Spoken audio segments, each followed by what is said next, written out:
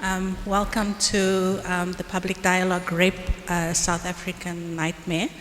My name is Shamillah Wilson. I'm a consultant for the Center for Conflict Resolution. I'm also a feminist, and I think tonight's discussion will be very exciting. We're hoping to move beyond just having a talking heads discussion to having a robust conversation. So we have two very exciting panelists that will introduce the topic.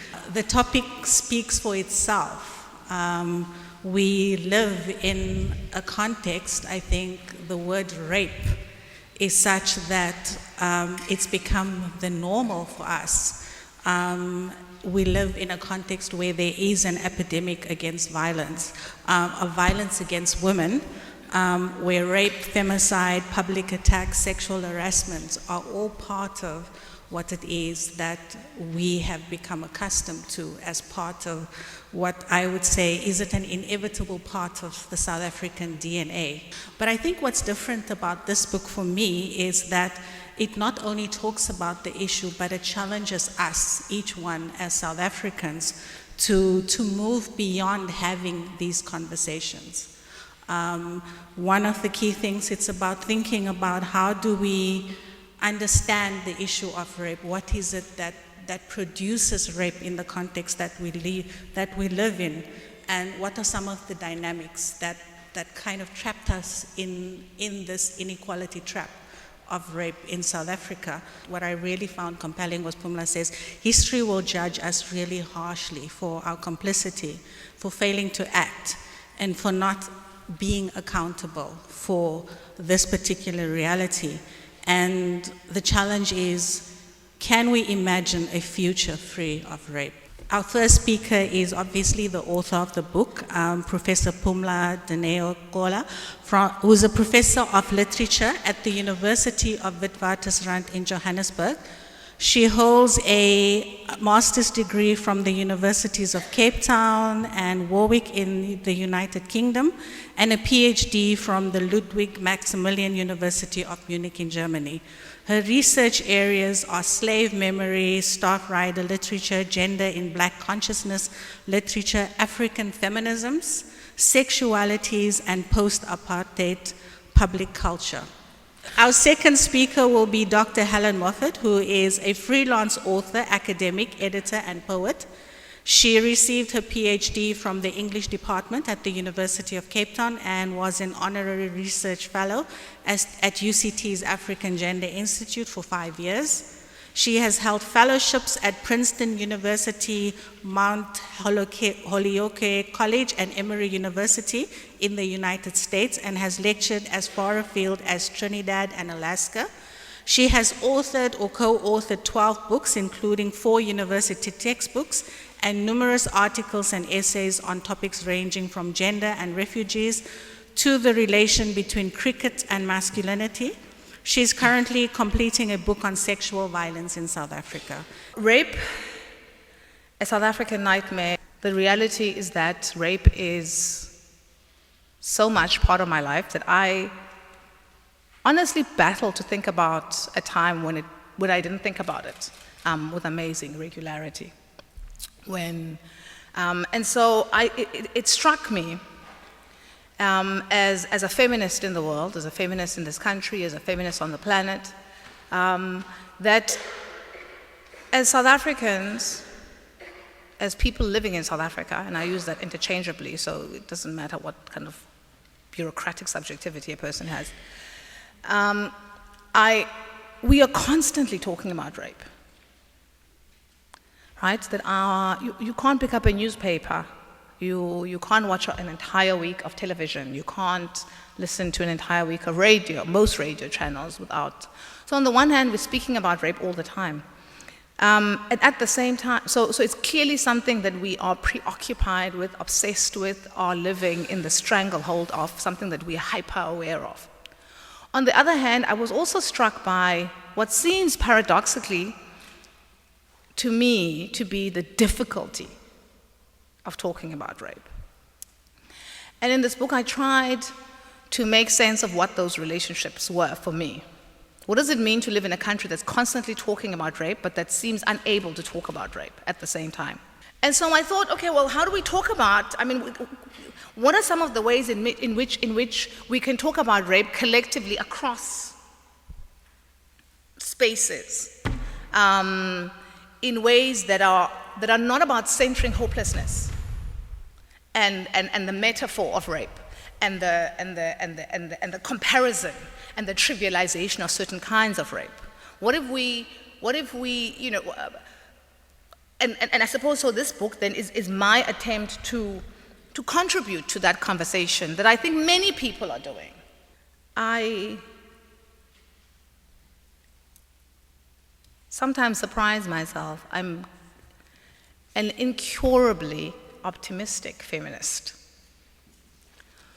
So I believe completely that a world without rape is possible, that we can make it, that we can create it. And I don't claim to have all of the tools, but I think that it's important to start to have different kinds of conversations, to amplify certain kinds of conversations as part of that process and interrogate behavior. There's so many new, experimental, brave, different ways of talking about rape and putting rape, the rape conversation about rape and power, and how to contest rape and how to end rape culture and how to confront rape culture and how to undo the rape culture at our institutions happening in South Africa right now, that I'm starting to think about the book more and more as part of that movement, as part of that energy by many of us feminists differently located in this entity that we call South Africa, who are trying to figure out a different way. So I call it a South African nightmare, rape a South African nightmare, because this is where I live. And this is my priority. And I don't live here because this is the passport I carry. I live here for a whole range of reasons that have to do with choice. And so I'm a feminist in the world. I care about rape everywhere.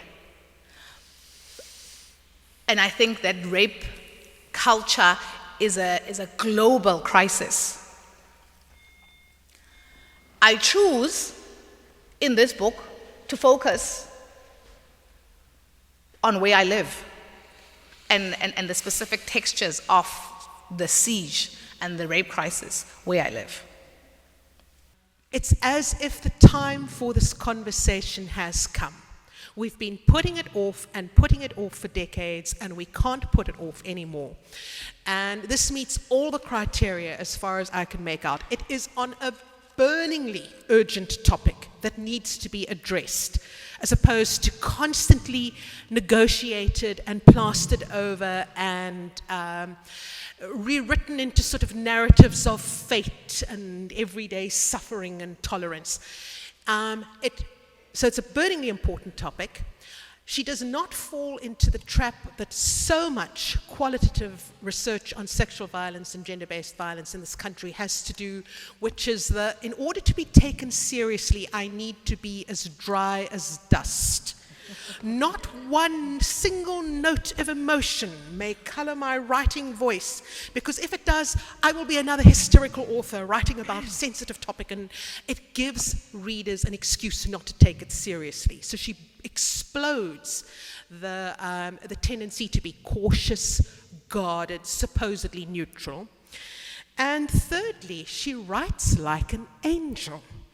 I remember when her publisher, Melinda Ferguson, first got the manuscript, she wrote on her Facebook page, "I'm busy reading this manuscript. And this woman writes so well, I want to jump over a wall and run around screaming." And then I read the book for the first time late last year. I had great fun rereading it.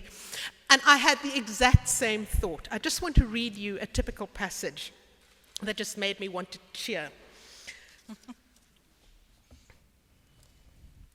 It is possible for individuals and groups of men to lay claim to adult masculine identity without being hypermasculine. Hypermasculinity is a heightened claim to patriarchal manhood, to aggression, strength, and sexuality. It is effectively manhood on metaphoric steroids. Yeah. So she really is, apart from a superb analyst and an excellent academic, she is also a brilliant writer. So we are all celebrating that tonight. I'm simply going to pick up on some of her important tools and also say why this is such an important tool. And I'm using that word quite deliberately because of the famous Audre Lorde quote, which you include in the book. The master's house cannot be dismantled with the master's tools. And of course you use that for a very interesting short sort of philosophical meditation on violence.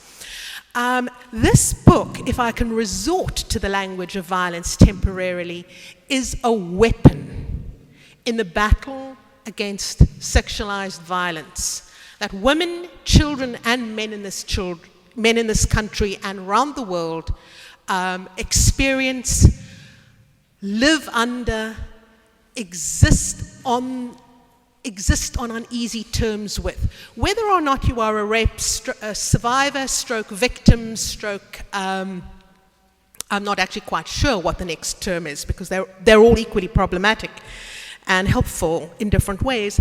But you don't necessarily have to be that to live in fear of rape. And in fact, one of Pumla's most interesting chapters is called The Fear Factory, where she looks at the extremely useful work to maintaining patriarchal capitalist structures that the fear of rape performs.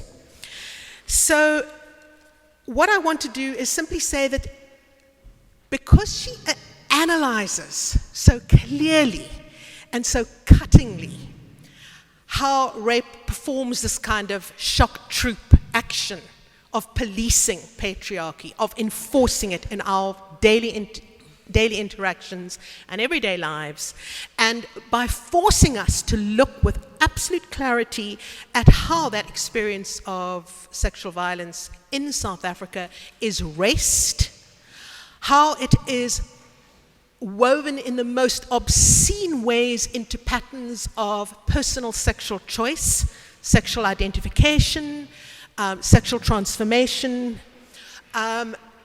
She looks at the way it is tied into, in often extremely unhelpful, patronizing, and inaccurate ways to myths about poverty, as in, this is something that poor working class or unemployed men do.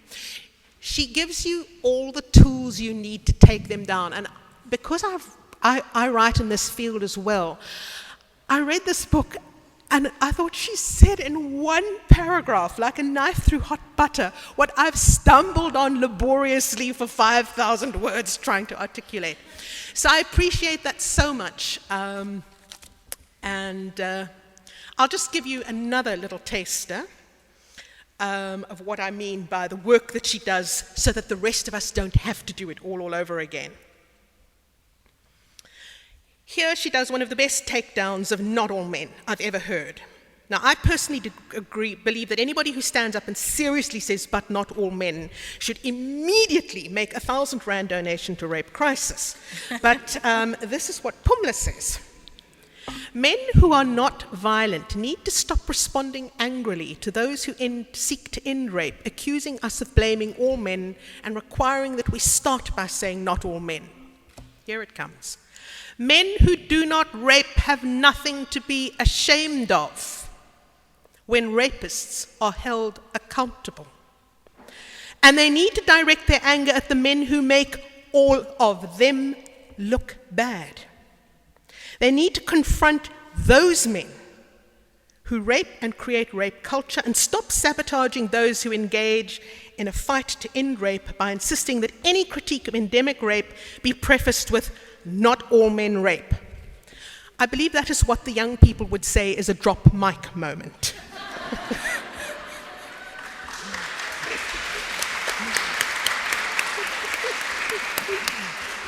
We need to disrupt rape culture. We need to make men and women who actively participate and manufacture rape culture constantly uncomfortable. That means that our lives are going to be uncomfortable because our dinner parties, our Christmas lunches, our collegial spaces, our recreational spaces are going to become very uncomfortable if we start calling people on every single aspect we see. Call it, it will change. And Finally, and this is something that I carry around with me and that I have stuck onto my desk, and it occurred to me listening to the thoughtful questions that this might be a good way of giving you something to carry away from this evening. These are the words of Professor Kopane Ratele, who is now a professor at UNISA. If the liberation struggle was meant to free us from oppression, it must have been to free us from all kinds of oppression. If the struggle was truly for liberation, it was for all kinds of liberation. Liberation has no plural. Being an indivisible whole, liberation cannot be partitioned. It is radical.